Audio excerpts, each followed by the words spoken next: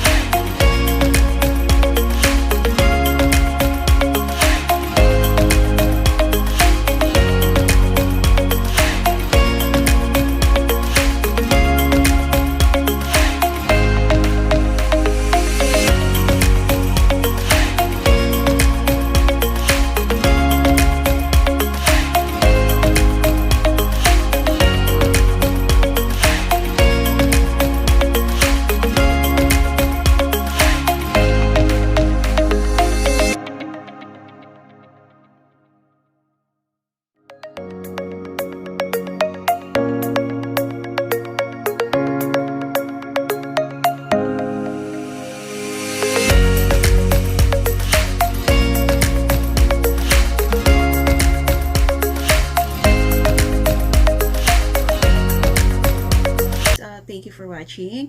And I hope sa video na to meron kayong natutunan at sana kung meron ba kayong natutunan at nagustuhan nyo tong tutorial natin ngayon, pwede, please pakipindot po yung like para po malaman ko na nagustuhan niyo siya at meron kayong natutunan. And of course, again, thank you very much for watching and God bless.